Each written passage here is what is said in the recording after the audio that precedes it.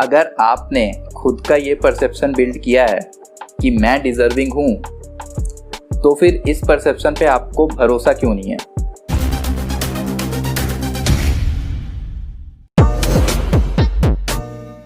Welcome to Navneet view. कैसे हो भाई?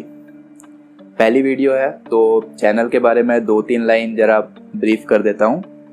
ये अवेयरनेस चैनल है, हाँ, एंटरटेनमेंट चैनल नहीं है। ऑलरेडी बहुत भरे हुए हैं एंटरटेनमेंट चैनल यूट्यूब में, तो ये अवेयरनेस चैनल है। And one thing I can vouch for this channel is that यहाँ पे जितनी भी बातें मैं करूँगा एज प्रैक्टिकल एज पॉसिबल बातें मैं करूँगा।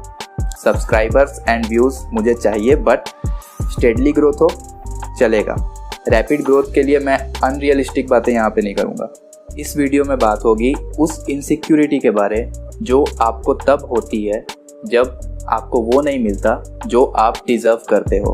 फॉर एग्ज़ाम्पल, आप कॉलेज प्लेसमेंट्स में देख लो, या जॉब प्रमोशंस में, या अगर आप स्कूल स्टूडेंट हो तो नॉर्मल एग्ज़ाम्स का ही सिनेरियो कंसीडर कर लो। जब भी आप खुद को डिज़र्विंग समझते हो और आपको डिज़ायर्ड रिजल्ट्स नहीं मिलते हैं तो काफ़ी बार आप इनसिक्योर हो जाते हो। तो इस वीडियो में 2 चीज़ों के बारे में बात करूँगा। पहला, क्या साइकोलॉजिकल एस्पेक्ट्स हैं जिनके कारण ऐसी फीलिंग ट्रिगर होती है, एंड दूसरा, सल्यूशन क्या है, द मोस्ट इम्पॉर्टेंट वन। तो साइकोलॉजिकल एस्पेक्ट्स की अगर बात करें, एक टर्म को यहाँ पे डिफाइन करना पड़ेगा, that is self concept. Self concept क्या है? सेल्फ कंसेप्ट सिंपली वो परसेप्शन है जो आप खुद के बारे रखते हो, खुद के लिए रखते हो। आप अपने बारे क्या सोचते हो?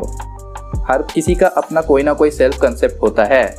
आप भी खुद के बारे सोचते हो कि मैं ये हूँ, ये है सेल्फ कंसेप्ट। अब अगर रियलिटी में कुछ ऐसा हो जाता है जो आपके सेल्फ कंसेप्ट को चैलेंज करता है, तब आप मोस्ट प्रोबेबली हो जाते हो इनसिक्योर। इनसिक्योर इसलिए होते हो क्योंकि जब ऐसा होता है तब रियलिटी और आपके सेल्फ कंसेप्ट के बीच एक गैप बन जाता है, और ये गैप का बाई प्रोडक्ट होता है इनसिक्योरिटी। फॉर एग्जाम्पल, सपोज आपने सोचा कि एट प्रेजेंट मुझे इतनी सक्सेस मिलनी चाहिए, बट वो आपको नहीं मिलता, तो आप इनसिक्योर होकर खुद को डाउट करने लग जाते हो, खुद की एबिलिटीज़ पे डाउट करने लग जाते हो। और अगर एट द सेम टाइम वो सक्सेस किसी और को मिल जाए तो अनफॉर्चुनेटली आप उसके लिए सबकॉन्शियसली एक ग्रज डेवलप करते हो, and this is the most unfortunate part about being insecure.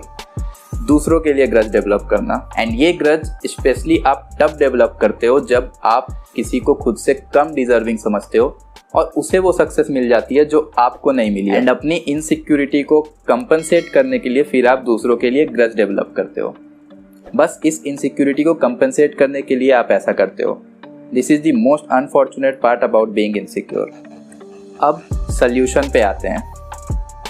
Solution ये है कि ये जल्दी से जल्दी रियलाइज़ कर लो कि किसी और के, चाहे वो डिज़र्विंग हो या अनडिज़र्विंग हो, उसके आपसे ज़्यादा सक्सेसफुल होने से आपकी लाइफ में 2 कौड़ी का भी फ़र्क नहीं पड़ रहा है। यही सच्चाई है। फ़र्क आपकी ईगो को पड़ रहा है। इस सिचुएशन में आप किसी के लिए हॉस्टाइल बिहेवियर रख के कुछ उखाड़ नहीं पाओगे, कुछ अचीव नहीं हो जाएगा आपको।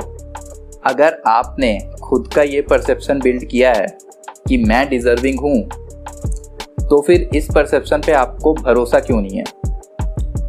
आप ही ने सेट किया है ना खुद का परसेप्शन। सेल्फ कंसेप्ट का मतलब क्या कि आप क्या सोचते हो खुद के बारे।